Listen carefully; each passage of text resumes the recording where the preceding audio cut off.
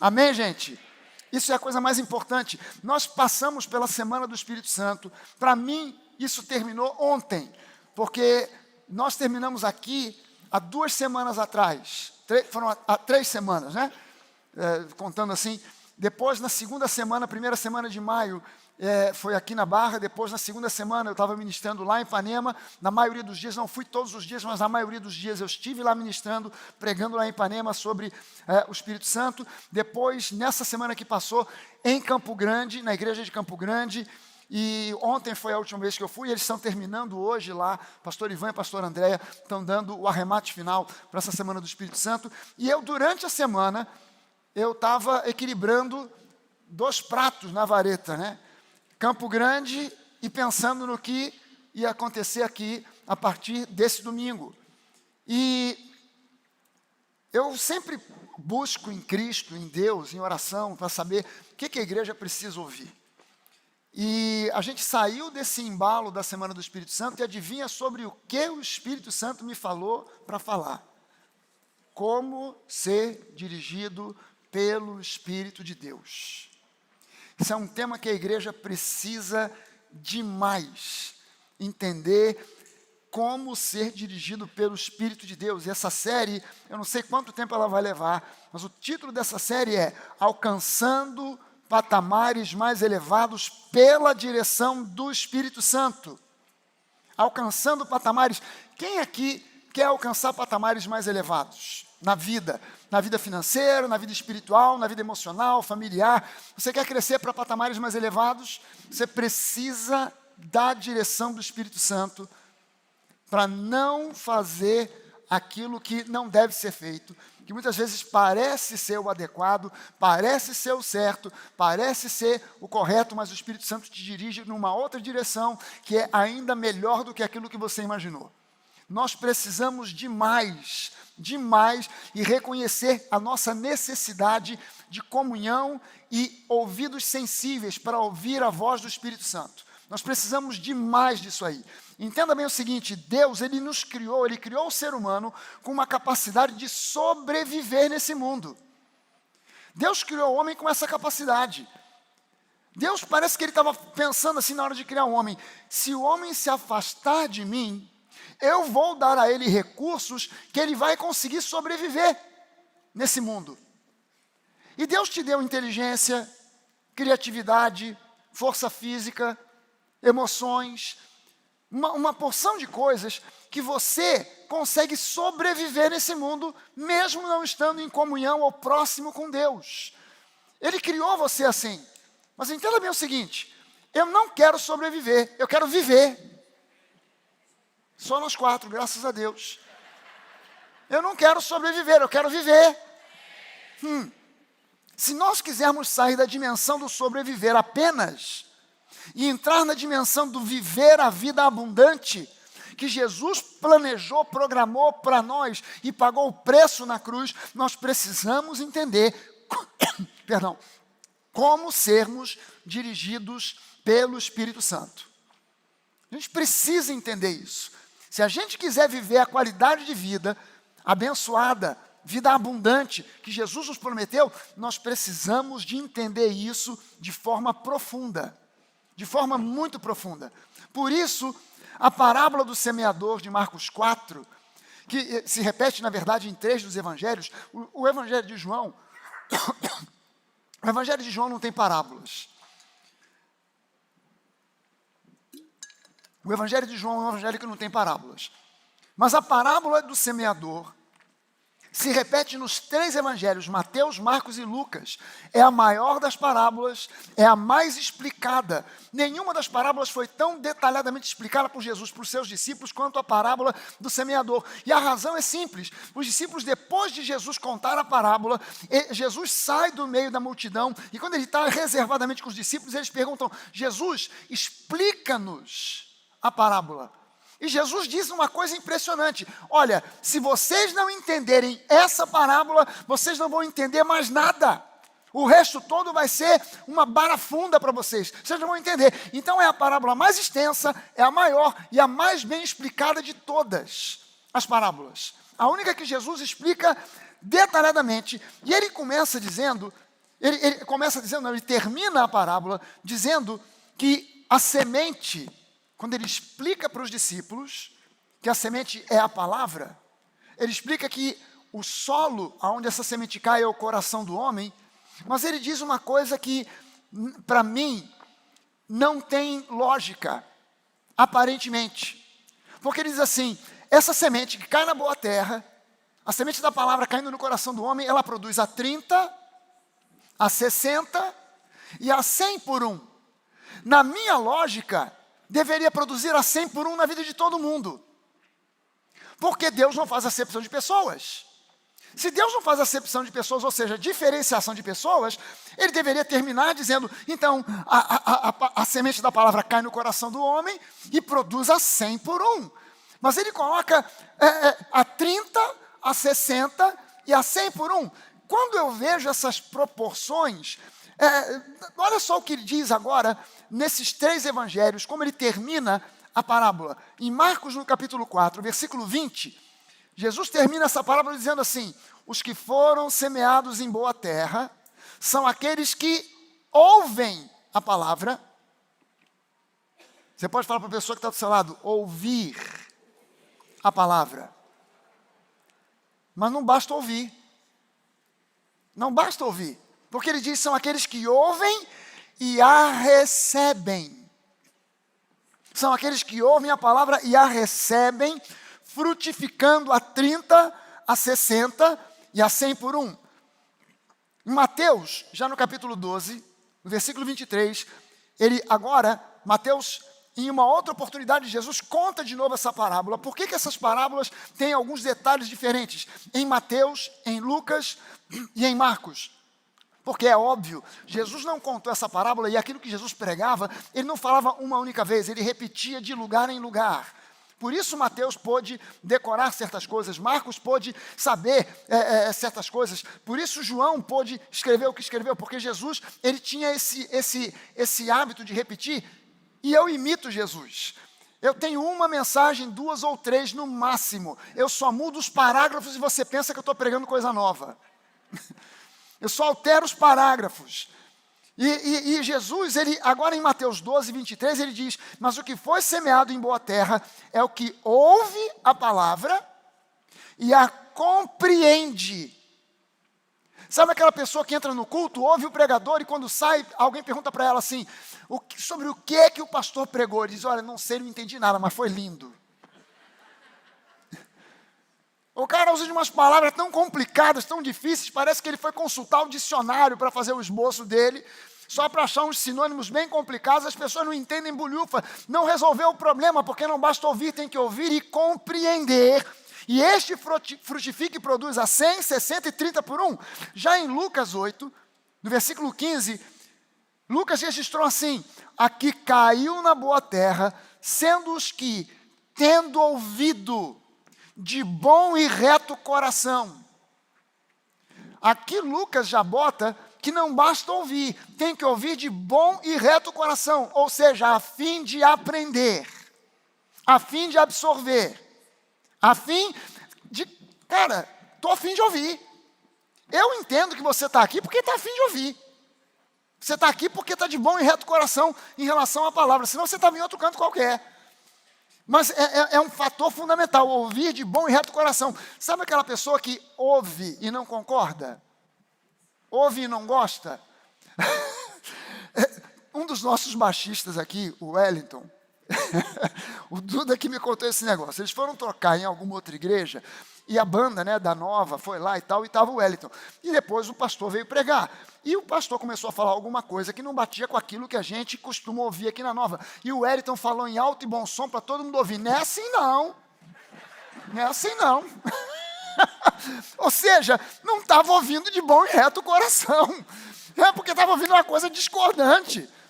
Mas tem que ouvir de bom e reto coração. E tem mais. Ouvir de bom e reto coração e são aqueles que retêm a palavra. Estes frutificam com perseverança. Ou seja, esse termo perseverança aqui significa frutificam de modo constante e contínuo. Frutificar de modo constante e contínuo. Isso é vida abundante. Frutificar de modo constante e contínuo. não de vez em quando. Amém? Sabe aquela pessoa que tem aquele testemunho de 20 anos atrás? E você pergunta para ela assim, mas o que Deus está fazendo na sua vida hoje? E a pessoa não tem um testemunho para contar? Não, você tem que frutificar de modo contínuo e constante. Então, olha só os termos usados aqui. Ouvir e receber, ou seja, abraçar, concordar, ouvir e compreender, entender, buscar no Espírito Santo revelação. Não somente o pastor pregar de uma maneira que comunique de forma inteligível, mas você buscar revelação por parte do Espírito Santo. Ouvir e reter, ou seja, guardar, pôr em prática, rever, rememorar, não deixar cair no esquecimento. É o que provoca a produção de fruto, e produção de fruto equivale a resultado.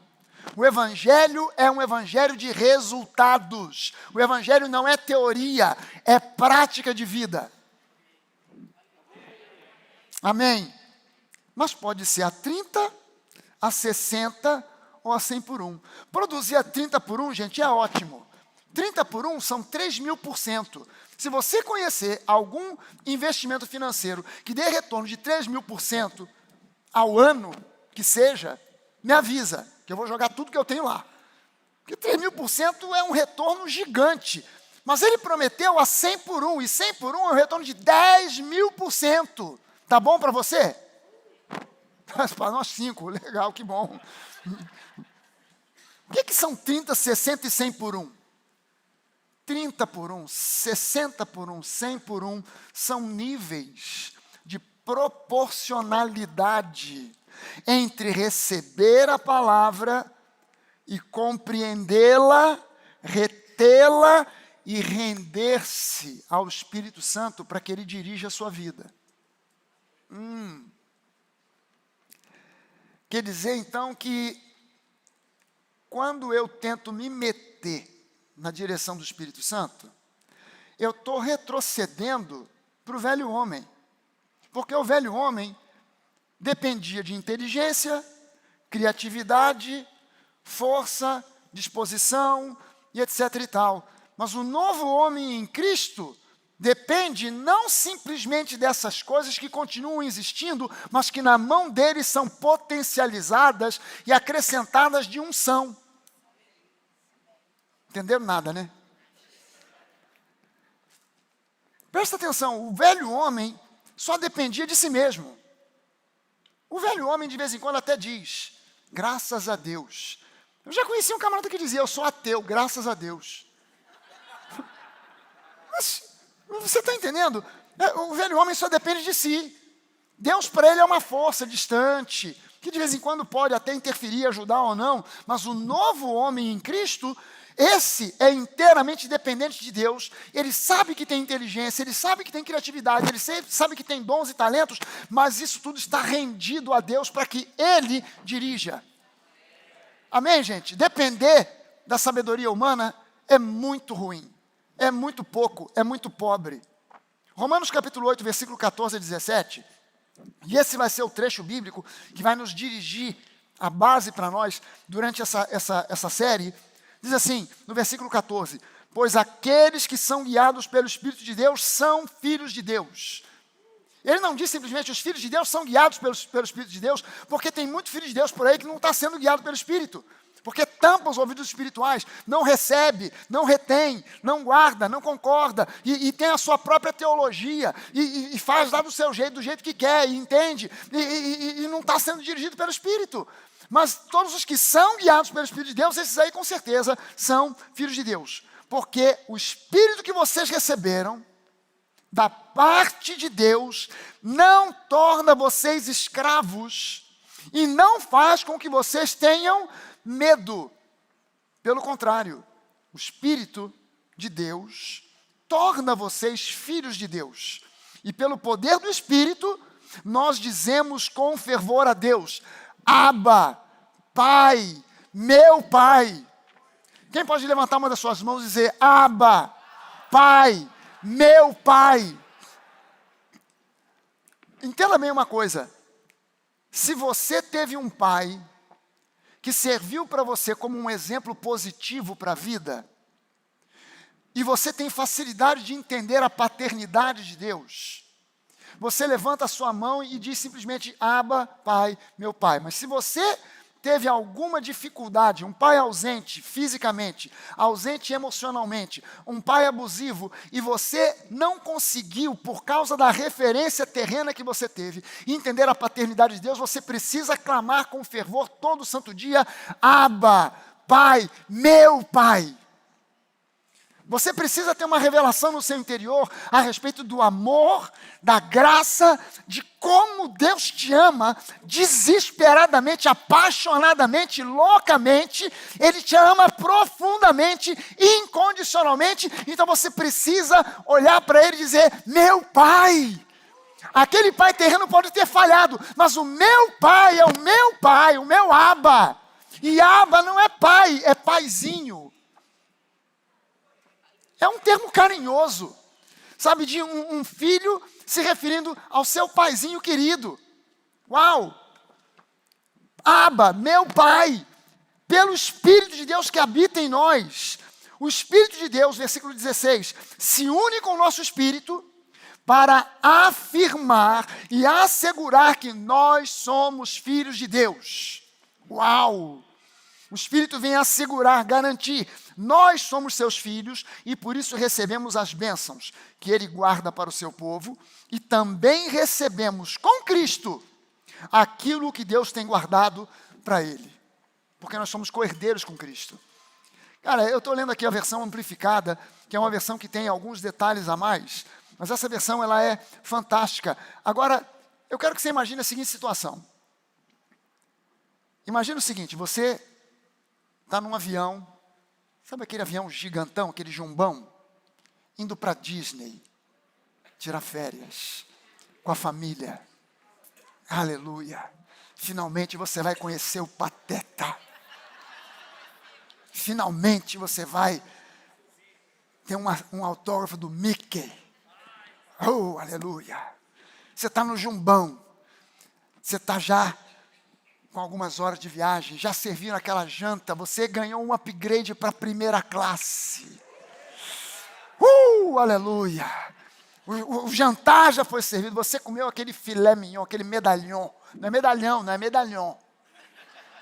De filé mignon com arroz à piamontese, temperado com uma páprica, aquela coisa levemente apimentada, você comeu aquela janta maravilhosa, e você está ali, pronto para assistir um filme que você escolheu para assistir, aleluia, se refasterando naquela cadeira, de repente sai uma aeromoça da cabine do piloto, com o olho arregalado, correndo, gritando, dizendo, o piloto morreu! O piloto teve um infarto e morreu! E o copiloto ficou tão assustado com a morte do piloto que morreu também. Tem alguém nesta aeronave que sabe pilotar um avião? E aí um senhor, lá no meio do avião, levanta e diz, olha, eu estou muito acostumado a jogar um videogame com meu neto, que é um videogame de pilotagem de aeronaves. Eu posso fazer o serviço. Só que quando ele chega na cabine, ele vê aquela montoeira de luz piscando, uma montoeira de relógio, uma montoeira de alavanca, botão e tal. Ele vê que é muito mais complicado do que ele viu no videogame. Você já sabe que esse voo não vai chegar em Orlando. Hã? Você já sabe que você vai ver Jesus antes da hora. Você pensou que ia passar férias com Mickey, vai passar férias com Josué, Caleb, Paulo, Tiago.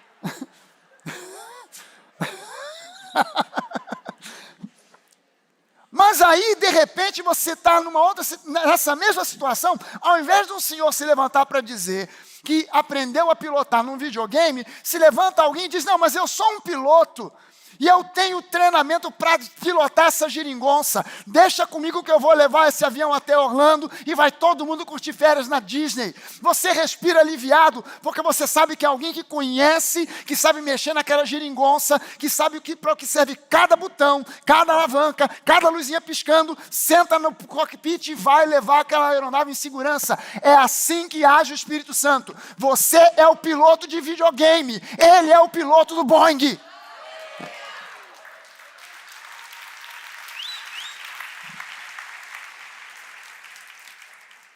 Sai desse cockpit, sai desse assento de piloto, senta no carona. Ah, pastor, mas no carona é complicado. Eu sei que é. Eu dirijo com a minha esposa do meu lado. E ela está toda hora, freia, olha, oh, cuidado. Ah, mas freia. E eu estou para ela, calma, estou no controle. Sentar no copiloto é ruim. Ainda mais se você sabe dirigir. Você fica querendo avisar tudo para o... Você já sentou no banco do copiloto e você vê o sinal vermelho e você faz um movimento com o pé?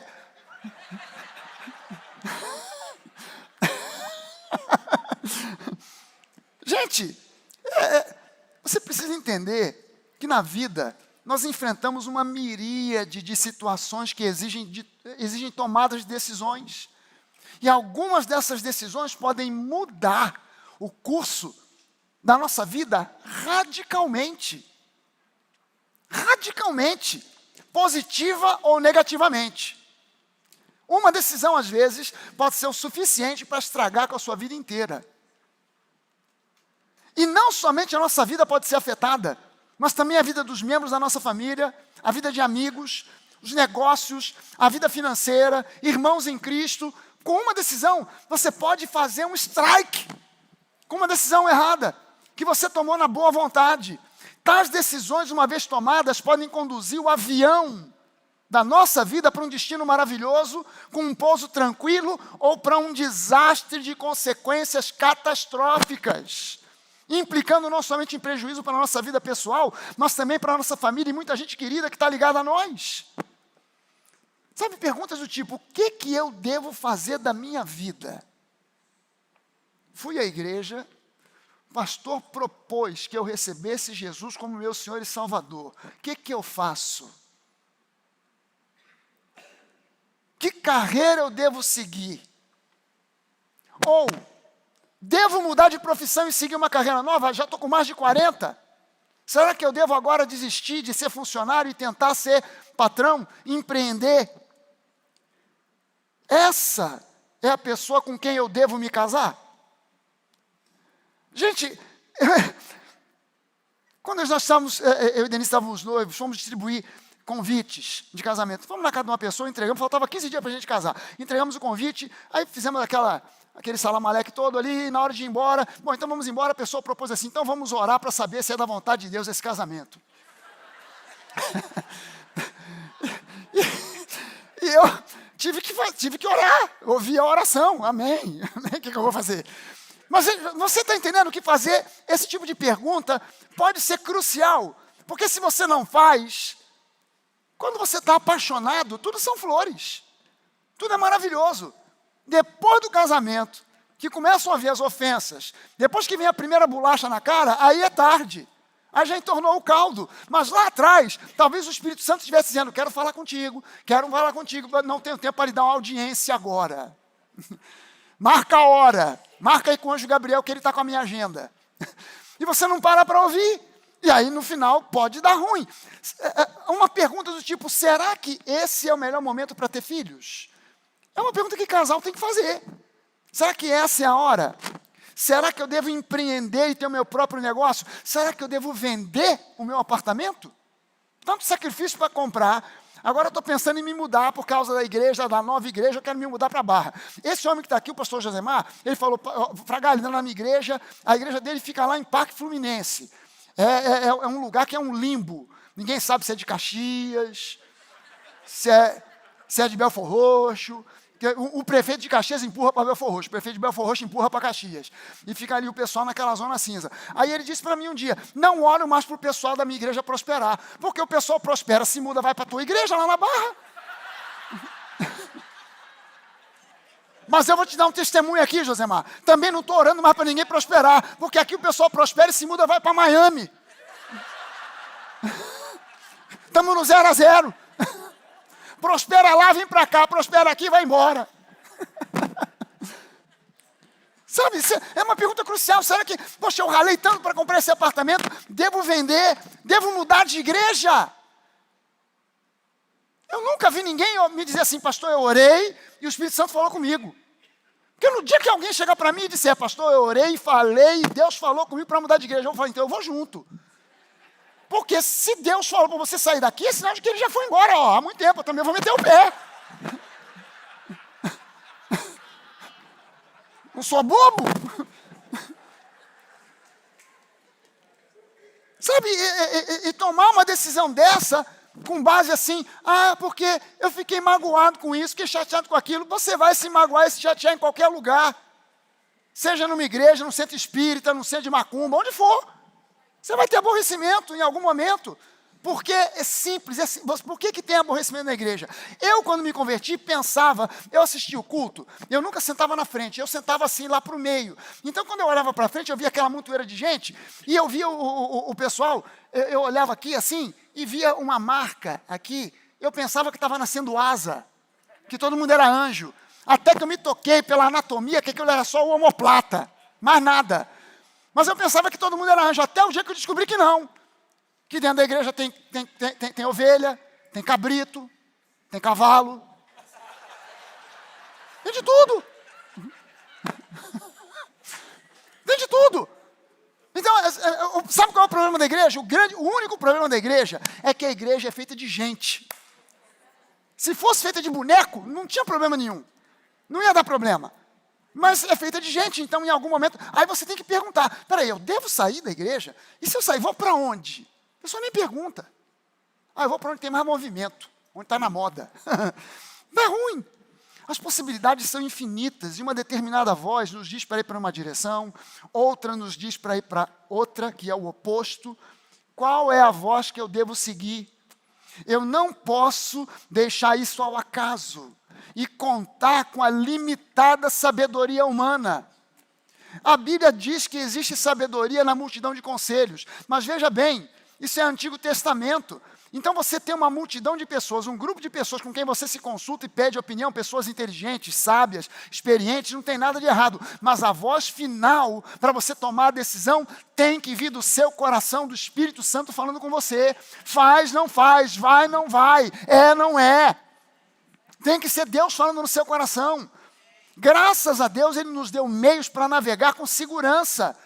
Não é apenas um meio pelo qual o Espírito Santo nos dirige. Nessa série nós vamos ver os vários meios pelos quais o Espírito Santo usa para nos dirigir. E Ele vai nos dirigir sempre com segurança nas nossas decisões, mesmo no meio de turbulência e tempestade. Mesmo no meio das turbulências e das tempestades da vida, Ele vai sempre nos dirigir com segurança. Sempre nos levar em segurança. Infelizmente, muitos cristãos bem intencionados não têm sequer ideia de como ser dirigido pelo Espírito de Deus.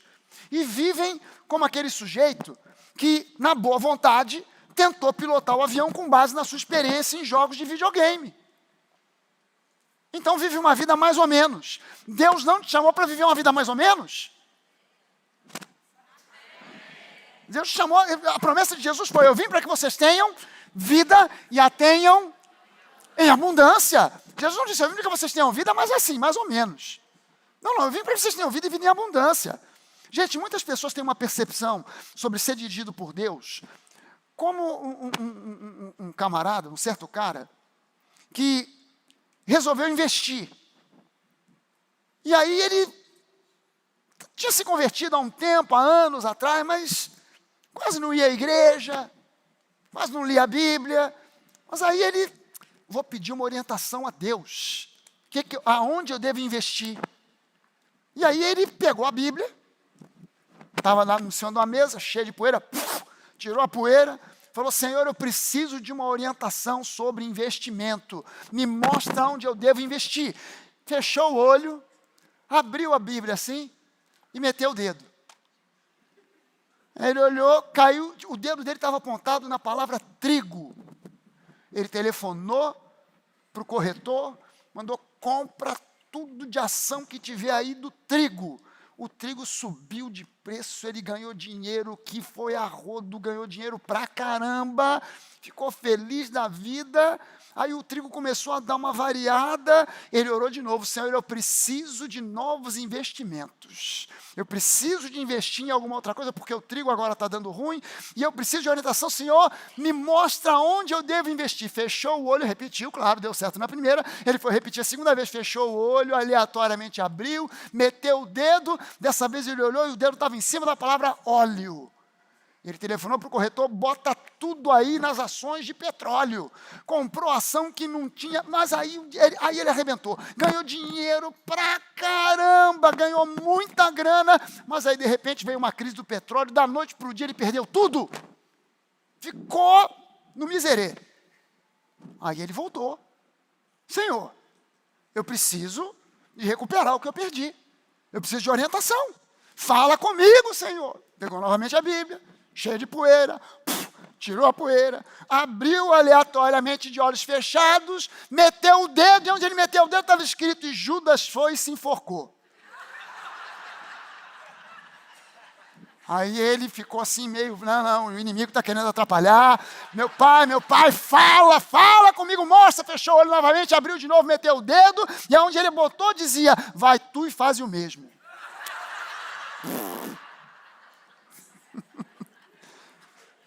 Gente, por incrível que pareça, é assim que muitos cristãos buscam direção para a sua vida. Fazem da Bíblia uma loteria, mete o dedo assim aleatoriamente: Deus falou comigo, falou nada. Falou nada. Por causa de impaciência, por causa de imaturidade, por causa de ignorância, buscam direção onde não há direção alguma. Sabe que não são poucos os crentes que telefonam para programas de rádio ou de televisão, aqueles programas do tipo: paga que eu te escuto. Paga não, fala que eu te escuto. A pessoa telefona para contar um drama que ela está vivendo, falando da sua vida para uma pessoa que não a conhece, que ela não conhece, ela não sabe o caráter, o ministério, não sabe nada, mas ela, no desespero, telefona para falar e conta o problema dela, esperando receber uma orientação de Deus. Gente, há anos atrás, eu estava no meu carro, na Avenida das Américas, e escutando uma rádio evangélica, e tinha um tal do debate, que não era debate coisa nenhuma. Aí a pessoa telefonava para lá, contava lá o seu drama, e 5 pastores, tinha que ser número ímpar para não empatar nada, né? Então tinham 5 pastores que iam dar algum tipo de resposta. Aí essa menina telefona para lá e diz o seguinte: olha, quando eu me casei na igreja, meu marido era um homem de Deus, mas no meio do caminho a cabeça dele deu uma virada, ele degringolou, arrumou uma amante, teve um filho com ela. Eu falei que ia botar ele para fora de casa, mas ele diz que não vai porque ele ama as duas. Ele chora e diz: mas eu não posso largar a outra para ficar com você, porque eu amo você, mas também amo ela. O que eu faço e tal? E o que eu faço, pastor? Porque eu já pensei em chutar, mandar embora, mas aí o pastor da igreja falou que não e tal, e eu quero saber aí, me ajudem, me dê aí. Aí, dos 5 pastores que estavam lá, eu conhecia um. E esse cara, eu sabia que era um cara pedra 90. Aí perguntou para o primeiro pastor: e aí, pastor, o que você acha? Ele disse: não pode separar. O que Deus uniu, não separe o homem e tal. Mas você tem que aguentar isso aí até o fim da sua vida, minha filha. Agora o problema é seu. Segundo, nada disso. Chuta que é laço. Isso aí não é de Deus. Separa desse homem, você é um sem vergonha. O terceiro: não separa. Deus uniu, não pode separar. Agora você vai ter que aguentar isso aí. É a tua cruz. Leva a tua cruz, mulher. Aí o quarto: não, que levar a cruz, nada, isso não é cruz. Isso aí é o capeta, manda esse cara embora. Acaba com isso. Aí, empatou, né? 2 mandando ficar, 2 mandando ir embora. Empatou, eu falei: agora o cara vem o cara que eu sei que o cara é bom. Agora vai ter a solução. Aí ele disse, minha filha, estou ouvindo no rádio, minha filha, Deus vai te dar uma resposta que vai te trazer uma solução. Eu falei, é isso aí, pastor, fala agora, em nome de Jesus, amém, é isso, amém. Ele disse, olha só, Deus vai matar ou você ou seu marido. Porque aí um dos dois fica viúvo, né? Se for você, a outra vai cuidar do seu filho, fica tranquila. Eu desliguei o rádio e falei, nunca mais ouço esse tipo de rádio. Até hoje, gente, eu escuto tudo quanto é rádio, menos rádio evangélica. Não escuto. Não só pela qualidade da música, que é uma desgraça para os ouvidos, mas por causa desse tipo de coisa. Meu Deus! E o cara ainda manchou o caráter de Deus. Né? Deus vai matar um de vocês dois para resolver a questão. Meu Deus do céu, quantas pessoas ficam confiando em profecias que Deus nunca enviou? Meu Deus! A chamada profetada. Quantos ficam confiando nesse tipo de coisa? E não entendem como funciona o ministério profético na nova aliança. Na antiga aliança, o ministério profético determinava. Na nova aliança, o ministério profético, no máximo, confirma. Mas não pode dar direção para a sua vida. Direção para a sua vida vem da palavra, vem do Espírito de Deus que habita em você. Não do profeta que disse isso ou aquilo. É preciso entender que Deus tem coisas melhores para você. Você pode dizer para a pessoa que está perto de você, meu irmão, Deus tem coisas melhores para você. Deus tem meios para te dirigir. Deus tem meios para te orientar, para te levar na direção de uma vida vitoriosa. Mas é preciso compreender que esse sistema divino se baseia na simplicidade da nova aliança, não na complexidade da antiga aliança. É preciso que a gente compreenda isso de uma vez. Impressionante, incrível. Há igrejas, hoje eu estava escutando, eu já vi isso, mas eu escutei ontem um testemunho que confirmou isso. Em muitas igrejas, se você usar o termo nova aliança, as pessoas não sabem o que é isso. Meu Deus! Meu Deus! As pessoas não sabem nova aliança. O que é isso? É o nome de alguma igreja? Ministério Nova Aliança. As pessoas não sabem que existe uma antiga aliança e uma nova aliança. Que a antiga caducou e que a nova é que está em vigor. As pessoas não sabem que a antiga aliança ela estava nas mãos de Moisés, a nova está nas mãos de Jesus. Moisés é servo, Jesus é filho. O servo simplesmente serve. O filho, ele é o dono da casa, ele é o herdeiro da casa. É outra história, é outro papo, é outro nível. Nós estamos na nova aliança. E a nova aliança é simples. É muito simples. Na antiga aliança, 613 mandamentos. Para ser cumpridos todos os dias. Na nova aliança, só 2. Crer e amar. Meu Deus, simplificou demais. Ah, se eu tivesse que gravar 613 mandamentos. Não consigo gravar a data do meu aniversário, vou gravar 613 mandamentos? 613 para você decorar e saber todo dia e cumprir cada um deles? Não dá. Agora, 2 eu consigo. O Tico e o Teco. Um fica com cada um. Crer e amar. Fechou. Então, em primeiro lugar, eu preciso saber que sem conhecer as verdades simples, porém profundas da palavra da nova aliança, da genuína graça, sem conhecer os princípios bíblicos que nos levam a aprender, a obedecer à fé. Prestou atenção no que eu disse aqui sobre obediência? Obedecer à fé. Alguém me contou um testemunho aqui que conversou com uma jovem de uma outra igreja. E ela falou que ela constantemente ouve pregações do seu pastor sobre obediência. Obediência ao seu líder, obediência ao seu pastor, tem que obedecer, obedecer, obedecer, obedecer, obedecer, obedecer. Quando alguém fala demais sobre obediência na igreja, tem alguém querendo te manipular. Um líder genuíno, levantado por Deus, não precisa cobrar obediência de ninguém. Quem cobra obediência não é líder, é chefe. Você obedece a um chefe. Chefe de seção, chefe no seu trabalho. Então você obedece o chefe não tem caráter nenhum. Você sabe que ele é corrupto, que ele é ladrão, que ele é um bandido, que ele é um adúltero, que ele é um beberrão. Mas você obedece. Por quê? Porque está em jogo o seu emprego, o seu salário. Então você obedece, porque ele é chefe. Um genuíno líder não cobra obediência. Ele espera fidelidade e lealdade. A obediência vem a reboque, sem que a pessoa nem sequer pense em obedecer, nem sequer fale nada sobre obediência. O líder que cobra a obediência do seu povo é o mais infeliz dos pastores, porque não entendeu nada sobre o que é o genuíno ministério da palavra, o que é a graça, como é que funciona a graça, como é liderar na graça. Não entendeu nada. Eu dou essa aula para pastores, liderando na graça. Como liderar na graça. Essa é a genuína liderança de Jesus. A liderança que não cobra a obediência de ninguém, mas que simplesmente diz, olha, você quer ir embora? Fica à vontade. Agora, quer me seguir? Aí Pedro fala assim, mas para quem que nós vamos? Para onde nós vamos? Só você, Jesus, tem as palavras de vida eterna. É contigo que a gente vai ficar? Porque Jesus era líder, não era chefe. Amém, gente? E é preciso entender que se você não observar e aprender os princípios da nova aliança, da genuína graça, sem conhecer os princípios bíblicos que nos levam a aprender a obedecer à fé, fica impossível ser dirigido pelo Espírito Santo. Fica impossível ser dirigido pelo Espírito Santo. Mas tem mais coisas que podem impossibilitar alguém de ser dirigido pelo Espírito. Quando você não joga fora, de uma vez por todas, o orgulho, a teimosia e os apelos do ego, porque o ego faz apelos. Ego é a origem da palavra egoísmo.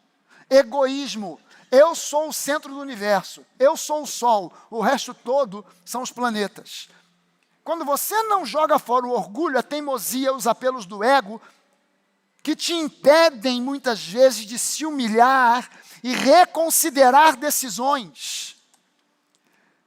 Sabe, é preciso ter muita humildade para reconsiderar certas decisões. Eu fico sabendo notícias, às vezes, de pessoas que estiveram conosco, saíram da nova, deram uma marcha ré, caíram nas garras da lei, e aí viram, cara, que burrada eu fiz.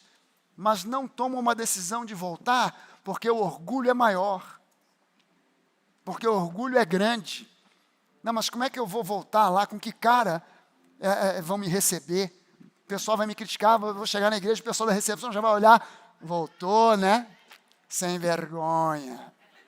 Bem feito, deu com os burros na água? Pode entrar, entra aí. Não é assim que trabalha na nova. Não é assim que funciona na nova. Na nova, se alguém sai, quando volta, a gente abre os braços e diz, que bom que você voltou. Bem-vindo de volta à casa do Pai. Bem-vindo à volta da tua família. E a gente abraça essa pessoa e ama essa pessoa. Da mesma forma que a gente faz com um visitante. Da mesma forma que a gente faz com alguém que se converteu há uma semana, a gente recebe com um abraço, a gente a recebe com carinho. Por quê? Porque nós somos um ministério da graça e não da lei. É preciso que a gente tenha coragem, sabe, para se humilhar e muitas vezes reconhecer, caramba, eu pisei na bola, eu errei. Jogar fora a teimosia e ficar insistindo. Eu fico impressionado com a teimosia. Crente é um bicho teimoso. E quanto mais ele tiver título, pior fica. O camarada que tem título de pastor é de uma teimosia, assim, uma teimosia, caramba, de adamantio. Camarada, a gente fala da graça, mostra versículo atrás de versículo, uma penca de versículos no Novo Testamento, mostra os símbolos e tipos que apontam para aquelas realidades com os versículos do Antigo Testamento, e o sujeito continua teimando na lei. Vá ser teimoso assim no raio que o parta. Meu Deus! Eu falo mesmo, o que falta para essa pessoa ser convencida de que a lei caducou e que nós estamos vivendo numa nova dimensão, que é a dimensão da graça? Se não serve a Bíblia, o que mais serve?